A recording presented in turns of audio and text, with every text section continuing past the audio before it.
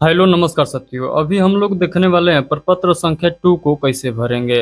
आप सभी लोग इतना ज़्यादा गलती कर रही हैं प्रपत्र संख्या 2 को भरने में। मैंने सोचा कि एक सेशन आप लोगों को लगवा दूं, आप लोग को फॉर्म पर मैं समझा दूं, ताकि आप लोग ये गलती बार बार न करिएगा। क्योंकि हमारे साइबर कैफ पर जब लोग आ रहे हैं तो इसमें इतना गलती करके ला रहे हैं कि हम लोग को बार बार व्हाइटनर लगाना पड़ रहा है, और ज़्यादा गलती लग रहा है तो फिर से फॉर्म को भरना पड़ रहा है। तो मैंने सोचा कि आप लोग को वो गलती नहीं दोहराना है जो यहाँ पर लोग कर रहे हैं। तो आज आप लोग को मैं पूरा स्टेप बाय स्टेप बतलाने वाला हूँ। यदि आप लोग अभी भी फॉर्म अपना भरना चाह रहे हैं तो इस वीडियो को देखिए, और स्टेप बाय स्टेप जो मैं बतला रहा हूँ उसी प्रकार से आप लोग को फॉर्म को भरना है।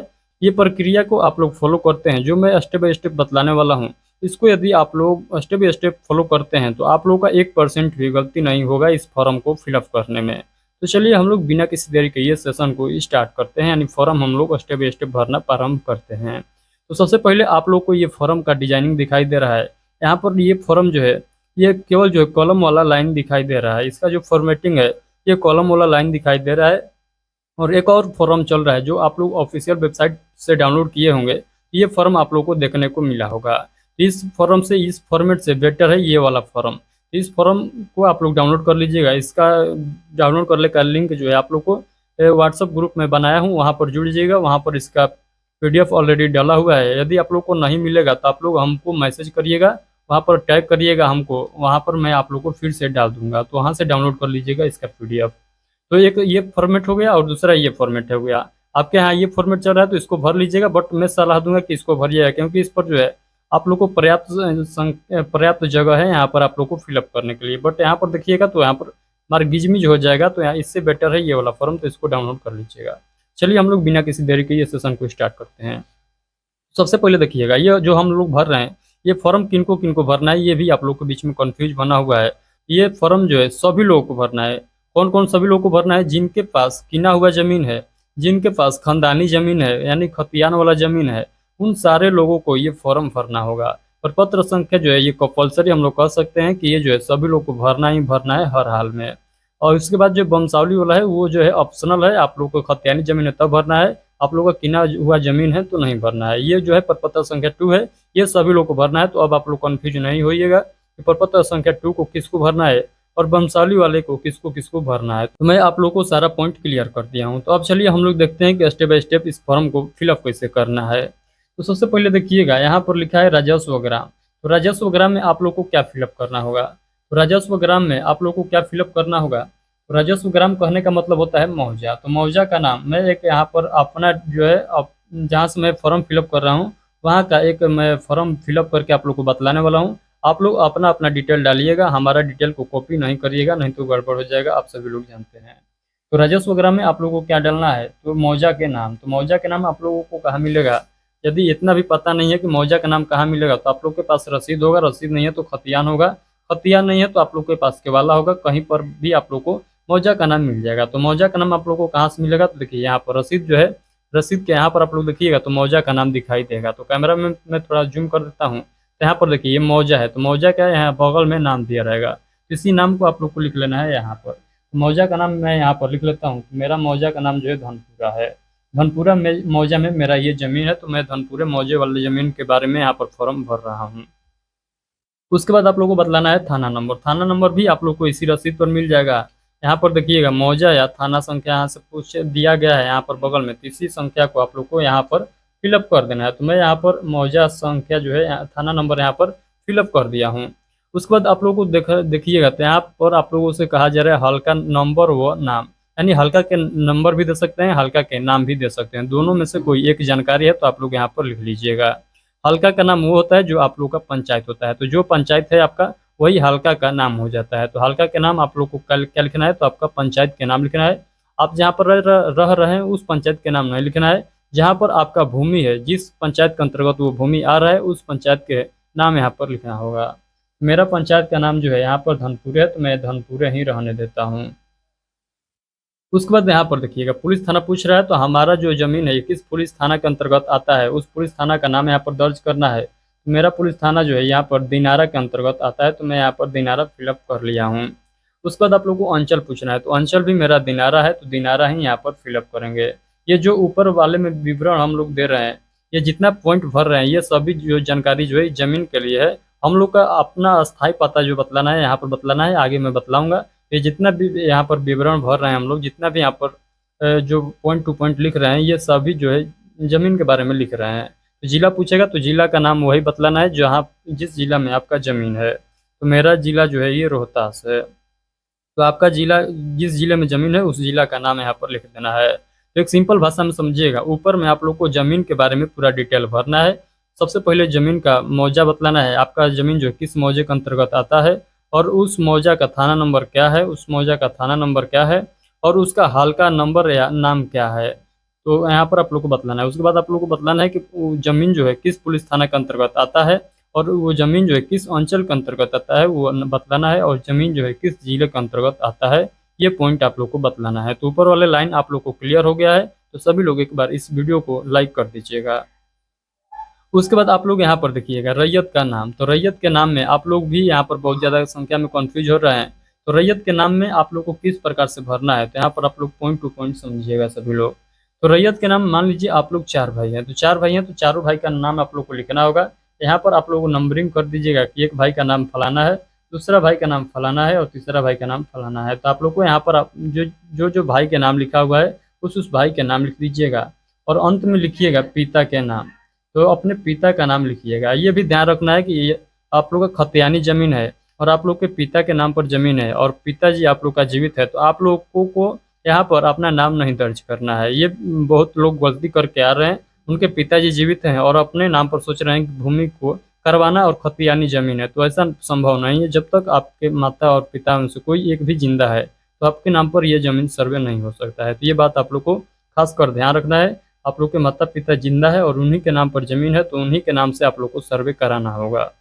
तो यदि 3 भाई हैं, आप लोग के माता पिता नहीं है और अपने नाम पर अलग अलग ज़मीन करवाना चाहते हैं तो अपना नाम यहाँ पर दर्ज करिएगा। उसके बाद जिनके पास केवाला वाला ज़मीन है तो जिनके नाम से है और उन्हीं के नाम से सर्वे कराना है, तो यहाँ पर कुछ नहीं करना है, अपना नाम लिख दीजिएगा। जिनके नाम से ज़मीन है उनका नाम लिख दीजिएगा। उसके बाद उनके जो जिन लेडीज के नाम पर है तो उनके पति का नाम लिख दीजिएगा। जेंट्स के नाम पर है तो उनके पिताजी के नाम लिख दीजिएगा। तो ये आप लोग को तीनों कंडीशन में बतला दिया हूँ। तो आप लोग को जो आप लोग का मैटर है वह आप लोग देख कर लिखिएगा। पहला जो है यहाँ पर 3 भाई है 4 भाई हैं तो अपना नाम लिख दीजिएगा, अपने पिताजी का नाम लिख दीजिएगा। पिताजी के नाम में स्वर्गीय जरूर लगाइएगा, स्वर्गीय लगाइएगा तभी जो है आप लोग के नाम पर ज़मीन ट्रांसफ़र होगा, सर्वे होगा। नहीं तो स्वर्गीय नहीं लगाइएगा तो आप लोग के नाम पर नहीं होगा, आप लोग के पिता के ही नाम पर रह जाएगा। तो ये बात भी आप लोग को ध्यान रखना है। अब आइए अस्थाई पता में। तो अस्थाई पता यानी परमानेंट एड्रेस आप लोग को बतलाना है। ये एड्रेस आप लोग को वो बतलाना है जहाँ पर आप लोग रह रहे हैं, जहाँ पर आपका अस्थाई निवासी है। तो अस्थाई आप लोग को पता बतलाना है। यहाँ पर आप लोग को लिखना है ग्राम, ग्राम लिख कर यहाँ पर डैश देकर अपना गांव का नाम लिखिएगा। उसके बाद पोस्ट आप लोग को लिख कर पोस्ट यहाँ पर ऐसे छोटा शॉर्ट में लिखकर यहाँ पर डैश देकर पोस्ट का नाम लिखिएगा। उसके बाद थाना के नाम लिखिएगा और उसके बाद आप लोग जिला का नाम भी लिख दीजिएगा और उसके बाद नीचे में आप लोग पिन कोड भी दर्ज कर दीजिएगा। तो इस प्रकार से आप लोग को अस्थाई पता में अपना डिटेल शेयर करना है। आप लोगों को पहले ग्राम बतलाना है, पोस्ट, थाना, जिला और पिन कोड अपना दर्ज कर देना है। उसके बाद यहाँ पर खाता वाला समझिएगा। खाता वाला में क्या कर रहे हैं लोग कि 2-3 खाता में उनका ज़मीन है तो 2-3 खाता का नाम यहाँ पर दर्ज कर रहे हैं, जो कि बिल्कुल गलत है। ऐसा करिएगा तो फॉर्म रिजेक्ट हो जाएगा। आप लोग को ये बात भी ध्यान रखना है। ऐसे तो आप लोग ऑनलाइन कर सकते हैं, ऑनलाइन में कोई रोक टोक नहीं है, बट आप लोग जाइएगा कार्यालय स्तर पर जमा करने और यहाँ पर आप लोग 3-4 खाता का नाम दर्ज किए रहेंगे, यानी एक से अधिक खाता का नाम दर्ज रहेगा तो आप लोग का फॉर्म जो है वहाँ पर एक्सेप्ट नहीं किया जाएगा। ये बात आप लोग को हर हाल में ध्यान रखना है। तो कहने का मतलब जो है एक खाता के लिए एक फॉर्म भरना है। यदि आप लोग को जो ज़मीन है 4 खाता में है तो 4 फॉर्म ऐसा ऐसा आप लोग को भरना होगा, ऐसा ऐसा 4 फॉर्म आप लोग को भरना होगा। 4 खाता में ज़मीन है तो चाहे 1 डिसमिल ही ज़मीन क्यों ना हो, अलग अलग खाता में है तो अलग अलग फॉर्म को भरना होगा। एक खाता में आप सभी लोग जानते हैं कि ज़्यादा भी जो है प्लॉट हो सकता है। एक खाता में जितना भी प्लॉट होगा आप सभी को यहाँ पर दर्शाना होगा। मान लीजिए कोई खाता है, खाता का नंबर जो है 5 है, यानी 5 खाता में हमारा 3 प्लॉट है। एक प्लॉट जो है 101 है, एक प्लॉट जो है 205 है और तीसरा प्लॉट जो है 307 है। तो ये खाता 5 में ये जो है 3 प्लॉट है। 3 प्लॉट का जो है ज़मीन का विवरण हम लोग देंगे। यहाँ पर जिस प्लॉट में जितना ज़मीन है उतना ज़मीन को लिखेंगे। तो हमारा जो है 101 वाला प्लॉट में यानी खाता 5 के अंतर्गत जो प्लॉट 101 है इसमें 3 डिसमिल ज़मीन है तो मैं यहाँ पर 3 डिसमिल लिखूँगा। उसके बाद 205 यानी खाता 5 और प्लॉट 205 में 2 डिसमिल ज़मीन है तो 2 डिसमिल मैं यहाँ पर लिखूँगा। और खाता 5 और प्लॉट 307 में 4 डिसमिल ज़मीन है तो 4 डिसमिल ज़मीन को मैं यहाँ पर लिखूँगा। तो आप लोग को यहाँ पर ध्यान से समझ में आया होगा, नहीं समझ में आया तो फिर से एक बार समझिएगा। आप लोगों को क्या करना है, एक खाता के लिए एक फॉर्म भरना है। सबसे पहले तो यही बात आप लोग को ध्यान रखना है। तो मैंने एक खाता के लिए यानी खाता नंबर 5 के लिए यहाँ पर फॉर्म भर रहा हूँ। तो खाता नंबर 5 में 3 प्लॉट है, 3 प्लॉट है तो देखिए तीनों प्लॉट का नाम यहाँ पर मैं दर्ज कर दिया हूँ। एक प्लॉट में 3 डिसमिल ज़मीन है, दूसरा प्लॉट में 2 डिसमिल है, तीसरा प्लॉट में 4 डिसमिल है। ये प्लॉट जो है अलग अलग भी हो सकता है। आप लोग का जो है ये कहने का मतलब जो है आप लोग के जो खेत है एक भी ना होकर अलग अलग भी उस खाते के अंतर्गत हो जाता है। तो आप लोग को ये लोकेशन भी इसका चौहद्दी भी बतलाना है। ये 3 डिसमिल जो ज़मीन है इसका चौहद्दी आप लोग यहाँ पर बतलाइएगा। यहाँ पर आप लोग को उत्तर दक्षिण पूर्व पश्चिम करके यहाँ पर लिख कर आप लोग को बतलाना है। उसके बाद आप लोग को ये जो प्लॉट है 205 वाले प्लॉट का जो ज़मीन है इसका चौहद्दी आप लोग इसके सामने बतलाइएगा। और 307 वाला जो प्लॉट है इसका चौहद्दी आप लोग को इसके सामने बतलाना है। तो आप लोग को इस प्रकार से इस फॉर्म को भरना है। ये जो प्लॉट है उस प्लॉट में जितना ज़मीन है उसके सामने लिखना है और उस प्लॉट का चौहद्दी में जो जो व्यक्ति हैं उनका नाम यहाँ पर लिखना है। और यहाँ पर ध्यान दीजिएगा जो भी चौहद्दी में नाम दीजिएगा वो जीवित आदमी के नाम दीजिएगा। ये नहीं कि आप लोग केवाला पर से देकर उतार लीजिएगा कि जब आप लोग का 20 वर्ष पहले जो ज़मीन के चौहद्दी में थे उनका ही नाम यहाँ पर दर्ज नहीं करना है। आप लोग को एक बार जांच कर लेना है कि वो व्यक्ति जो है जीवित है कि नहीं है और वो ज़मीन जो है किन के नाम पर वर्तमान में है। वो जांच करने के बाद ही आप लोग लगाइएगा, क्योंकि यही जो है आप लोग का अपडेट हो जाएगा। आप लोग को जो बनाया जाएगा खाता आपके नाम से जो बनाया जाएगा उस खाता में इसे जो प्लॉट का ज़मीन है वही व्यक्ति का नाम यहाँ पर दर्ज किया जाएगा। तो आप लोग प्रयास करिएगा कि जिंदा व्यक्ति का नाम यहाँ पर दिया जाए। तो इसी प्रकार से आप लोग को सभी जो है चौहद्दी बतला देना है। सभी प्लॉट का अलग अलग चौहद्दी बतलाइएगा। यदि सभी प्लॉट जो है एक ही यारी है, एक ही जगह सभी स्थित है, तो आप लोग एक भी चौहद्दी आप लोग बतला सकते हैं। उसके बाद आगे चलते हैं। यहाँ पर देखिएगा किस्म ज़मीन, तो आप लोगों से पूछ रहा है किस टाइप के आप लोग का ज़मीन है, यानी किस टाइप के किस तरह का आप लोग का ज़मीन है, वही ये पूछा गया है आप लोगों से। कहने का मतलब है आप लोग का जो ज़मीन है ये मकान बनाने वाला ज़मीन है कि खेती करने वाला ज़मीन है। खेती करने वाला ज़मीन है तो आप लोग को लिखना होगा धनहर। खेती करने वाला ज़मीन है तो आप लोग को क्या लिखना होगा, धनहर लिखना होगा। धनहर आप लोग को लिखना होगा। यदि आप लोग का जो ज़मीन है, यदि आप लोग का जो ज़मीन है मकान वाला ज़मीन है तो आप लोग को क्या लिखना होगा, सिंपली मकान लिखना होगा। दोनों नहीं लिखिएगा, मैं आप लोग को समझाने के लिए बतला रहा हूँ। तो ये आप लोग को ध्यान रखना है कि यदि आप लोग का जो ज़मीन है जिस ज़मीन पर आप लोग का खेती हो रहा है यानी खेती करने वाला ज़मीन है तो उसको हम लोग लिखेंगे धनहर। और जो मकान वाला ज़मीन है वर्तमान में मकान बना है चाहे भरता भरती है उसके लिए लिखेंगे हम लोग मकान। तो ये आप लोग को दोनों पॉइंट समझ में आ गया है, तो दोनों में से कोई एक लिखिएगा। उसके बाद यहाँ पर लगान, तो लगान आप लोग को कैसे पता चलेगा कहिएगा, सर हम लोग को लगान नहीं पता चलेगा। तो लगान आप लोग को मैं बता देता हूँ। लगान आप लोग को कहाँ दिखाई देगा, आप लोग को ये लगान नहीं है, ये लगान नहीं है, ये जो है टोटल आप लोग का अमाउंट है। आप लोग का जितना भी बाकी रहेगा उसका यहाँ पर विवरण दिया रहता है, पूरा जोड़ कर आप लोगों से यहाँ पर अमाउंट दिया रहता है। तो ये जो है ये आप लोग का लगान नहीं होगा। लगान जो है यहाँ पर आप लोग को दिखाई देगा। यानी जो ये जो डिजाइनिंग किया गया है यहाँ पर देखिएगा, सबसे आसान तरीका में आप लोग समझिएगा। यहाँ पर लिखा गया है वित्तीय वर्ष। वित्तीय वर्ष के सामने आप देखिएगा सालाना दर दिया गया है। तो सालाना जो दर है इसी को हम लोग क्या कहते हैं, तो इसको हम लोग कहते हैं लगान। यानी एक साल में आप लोग कितना लगान चुकता करते हैं ये आप लोग को यहाँ पर दर्शाया गया है। तो यही जो है आप लोग को लगान को आप लोग को यहाँ पर दर्ज करना है। ये लगान को आप लोग को दर्ज करना है शेष को छोड़कर, यानी इसको छोड़कर, इस वाले लाइन को छोड़कर ये वाला जो लगान है इसी को आप लोग को दर्शाना है। यहाँ पर आप लोग रसीद पर देख लीजिएगा कि लगान कितना है आपका। यहाँ पर 10 रुपया लगान है तो मैं यहाँ पर 10 रुपया लगान लिख दिया हूँ। उसके बाद समझिएगा जमाबंदी संख्या। तो जमाबंदी संख्या में आप लोग को क्या देना होगा, तो जमाबंदी संख्या में आप लोग को यहाँ पर पता चल जाएगा। तो देखिए यहाँ पर ये जो मैं रसीद लिया हूँ इसमें तो जमाबंदी संख्या मेंशन नहीं किया गया है, बट आप लोग अपने रसीद पर देख लीजिएगा जमाबंदी संख्या होगा तो आप लोग को यहाँ पर मेंशन कर देना है। तो जो भी जमाबंदी संख्या होगा यहाँ पर आप लोग को लिख देना है। यहाँ पर मेरा नहीं है तो मैं यहाँ पर नहीं लिखूंगा, आप लोग जरूर लिख दीजिएगा, अदरवाइज जिनका नहीं है वो नहीं लिखेंगे। उसके बाद यहाँ पर देखिएगा भूमि पर दावा का आधार, यानी आप लोगों से पूछ रहा है आप लोग का किस तरह से भूमि आप लोग के पास आया था, यही आप लोग को बतलाना है। यानी किस तरह से आपका भूमि आपके पास मौजूद है, आप लोग का किना हुआ भूमि है कि आप लोगों को गिफ्ट में मिला हुआ ज़मीन है कि आप लोग के पूर्वज के द्वारा ये आपका ज़मीन मिला हुआ है, तो ये आप लोग को बतलाना है।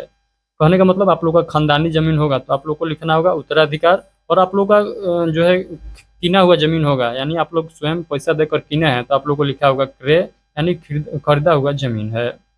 तो समझिएगा क्या लिखेंगे हम लोग, यदि आप लोग का खानदानी ज़मीन है, जो है खानदानी ज़मीन है, तो आप लोग को क्या लिखना होगा, आप लोग को लिखना होगा उत्तराधिकार। उत्तराधिकारी नहीं, उत्तराधिकार लिखिएगा। और आप लोग का किना हुआ ज़मीन होगा, तो आप लोग को लिखना है क्रय।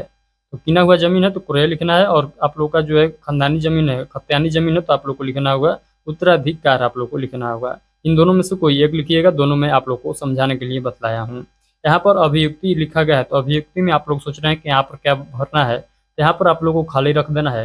क्योंकि देखिए यहाँ पर आप लोग को जो अभियुक्ति है, इसमें आप लोग को कंप्लेन करना है, यानी कुछ आप लोग को फॉल्ट लग रहा है। हो सकता है कि आप लोग के ज़मीन पर विवाद चल रहा है, तब पर भी आप लोग को बतला देना है यहाँ पर। ये हमारा जो ज़मीन है, इनसे विवाद चल रहा है, आप लोग को शॉर्ट में यहाँ पर समझा देना है। और आप लोग को जो है जो डॉक्यूमेंट में फॉल्ट लग रहा है, उसको भी यहाँ पर आप लोग मेंशन कर दीजिएगा। मान लीजिए कि हमारा खाता जो है यहाँ पर 146 दिखा रहा है, और प्लॉट जो है 637 दिखा रहा है, और हमारा जो केवाला है, केवाला पर कुछ और दिखा रहा है। तो हम लोग केवाला के अनुसार या किसी एक के अनुसार हम लोग इस फॉर्म को तो भर लेंगे, बट यहाँ पर आप लोग को मेंशन करना होगा कि हमारा केवाला और जो है रसीद पर जो है अलग अलग खाता और प्लॉट नंबर दर्शाया गया है। जो है हमारा केवाला पर ये प्लॉट और ये खाता है, और रसीद पर ये प्लॉट और ये खाता है, तो ऐसे आप लोग को दर्शा देना है। ये आप लोग जरूर करिएगा। उसके बाद आप लोग को नीचे में चलिएगा, तो ये तो पूरा आप लोग को समझ में आ गया है। अब हम लोग चलते हैं नीचे में। यहाँ पर आप लोग को बतलाना है स्थान, जहाँ से आप लोग फॉर्म भर रहे हैं उस स्थान के नाम डाल दीजिएगा, यानी अस्थायी पता वाला आप लोग स्थान डाल दीजिएगा। तो मैं यहाँ पर डाल देता हूँ अस्थायी पता वाला स्थान का नाम।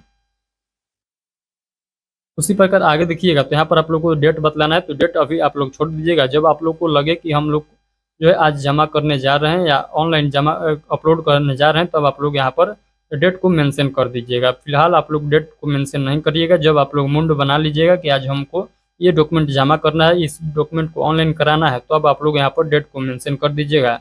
उसके बाद यहाँ पर मोबाइल नंबर आप लोग को फिलअप कर लेना है। मोबाइल नंबर आप लोग एक से ज़्यादा देने का प्रयास करिएगा। ये मोबाइल नंबर जो है बहुत महत्वपूर्ण है। इसी मोबाइल नंबर पर आप लोग को कांटेक्ट किया जाएगा जब इस फॉर्म को वेरीफाई किया जाएगा। इस फॉर्म को जब भी वेरीफाई होगा, तब जो है आप लोग को जो यहाँ पर नंबर दिए रहेंगे, जो यहाँ पर आप लोग नंबर दिए रहेंगे, उसी नंबर पर आप लोग को वेरीफाई होगा। तो आप लोग प्रयास करिएगा 1 नंबर, 2 नंबर, 3 नंबर देने का प्रयास करिएगा। नहीं है तो 2 तो सभी लोग जरूर दीजिएगा। 2 से कम नहीं दीजिएगा, क्योंकि आप सभी लोग जानते हैं इस समय जो है रिचार्ज का दाम कितना बढ़ा हुआ है कि सिम बंद हो जा रहा है 1 महीने पर। तो आप लोग को क्या करना है कि 2 से 3 जो है आप लोग नंबर दे दीजिएगा मोबाइल के। उसके बाद यहाँ पर आधार नंबर, आधार नंबर आप लोग को कैसे फिलअप करना है। यहाँ पर 3 भाई के लिए आप लोग फॉर्म भर रहे हैं, 4 भाई के लिए फॉर्म भर रहे हैं, तो आप लोग को जितने भाई हो उतने भाई का आधार नंबर यहाँ पर लिख देना है। मान लीजिए मैं एक भाई का आधार नंबर यहाँ पर लिख देता हूँ। कुछ इस प्रकार से आप लोग को आधार नंबर लिख देना है, और आप लोग को ये भी बतलाना है कि जो आधार नंबर लिखे हैं ये किस भाई का आधार नंबर है। तो ये आप लोग को यहाँ पर नाम भी मेंशन कर देना है। तो इनका जो आधार नंबर है ये है, और इन फलाना व्यक्ति का आधार नंबर जो है ये है। तो जिसका आधार नंबर है उसका नाम यहाँ पर बगल में आप लोग जरूर लिख दीजिएगा। तो इस प्रकार से आप लोग को आधार नंबर लिखना होगा। क्या होता है कि देखिए आधार नंबर के बगल में आप लोग मेंशन कर दीजिएगा कि जो व्यक्ति आप लोग का ये डॉक्यूमेंट को वेरीफाई करेगा, तो उसको क्लियर समझ में आ जाएगा कि ये व्यक्ति का आधार नंबर ये है, यानी इनके नाम से ये भूमि को लिंक करना है इस आधार नंबर से। उस समय नहीं तो क्या करेगा कि उनके आधार में उनका नाम जोड़ देगा और उनके आधार में उनका नाम जोड़ देगा। आप लोग बहुत पहले ये भी कंडीशन देखे होंगे कि ऐसा बहुत आप लोग केस देखे होंगे आप लोग। उसके बाद यहाँ पर समझिएगा रैयत का हस्ताक्षर और अंगूठे का निशान, यहाँ पर आप लोग को सिग्नेचर कराना होगा। ये भी आप लोग को कंफ्यूज बना हुआ है कि क्या 4 भाई हैं हम लोग, तो चारों भाई का सिग्नेचर यहाँ पर जरूरी है। देखिए यदि आप लोग गांव पर रह रहे हैं और 4 भाई हैं, तो 4 भाई अपना सिग्नेचर यहाँ पर कर दीजिएगा। बट किसी कारण बस आप लोग नहीं है मौजूद, यहाँ फॉर्म भरा रहा है, तो आप लोग 1 भाई हैं तो 1 भाई भी यहाँ पर सिग्नेचर कर सकते हैं। उस पर आप लोग को कोई रोक टोक नहीं होगा। यानी 4 भाई में से 1 भाई भी हैं तो आप लोग यहाँ पर सिग्नेचर कर दीजिएगा। यदि चारों भाई उपस्थित हैं तो चारों भाई जरूर सिग्नेचर करिएगा। तो ये आप लोग को इसी प्रकार से आप लोग को फॉर्म भरना होगा। आई होप कि आप लोग को समझ में आ गया होगा। ये फॉर्म जो है थोड़ा सा आप लोग को इसका डिजाइनिंग में आप लोग को अलग अलग दिखाई दे रहा है, बट जो मैं यहाँ पर जो बतलाया हूँ वही जो है यहाँ पर भी पूछा गया। यहाँ पर देख सकते हैं राजस्व ग्राम, तो यहाँ पर भी राजस्व ग्राम। थाना नंबर पूछा है, यहाँ पर थाना नंबर यहाँ पर पूछा है, तो यहाँ पर भी थाना नंबर पूछा है। हल्का नंबर यहाँ पर भी पूछा है। उसी प्रकार जो यहाँ पर आप लोगों से पूछा गया है जमीन के बारे में, वहाँ पर यहाँ पर भी वही बात पूछा गया है। तो दोनों में जो है सेम है, आप लोग प्रयास करिएगा कि इस फॉर्म को डाउनलोड कर लीजिएगा। इस फॉर्म को डाउनलोड करके इसको भरने में बहुत आसानी मिल रहा है, क्योंकि इसमें इतना छोटा छोटा खाना बना दिया गया है, इसमें गिज पिज हो जा रहा है। तो ऐसा आप लोग को नहीं करना है। इस वाले फॉर्म को डाउनलोड कर लीजिएगा। ये आप लोग को व्हाट्सअप ग्रुप वाले, जो मैं व्हाट्सअप ग्रुप बनाया हूँ उसमें आप लोग को मिल जाएगा। तो चलिए, आज के बाद आप लोग को ये जो प्रपत्र संख्या 2 को भरने में दिक्कत नहीं आएगा। और अभी भी दिक्कत आता है तो आप लोग क्या करिए, इस वीडियो को देख लीजिए। मैं आप लोग को 2-3 वीडियो बना दिया हूँ इस टॉपिक पर, तो इससे ज़्यादा तो आप वीडियो बनाने वाला नहीं हूँ इस टॉपिक पर। आप लोग को जो पुराना वीडियो है उसी को देखना होगा बार बार। तो यदि आप लोग को अभी भी समझ में नहीं आया है तो अब आप लोग अपने से देख लीजिएगा, इस वीडियो को थोड़ा सा पीछे कर लीजिएगा, क्योंकि मैं बेहतरीन तरीके से आज के ये वीडियो में बतलाया हूँ आप लोगों को। तो चलिए, आज के लिए इतना ही, मिलते हैं अगले सेशन में।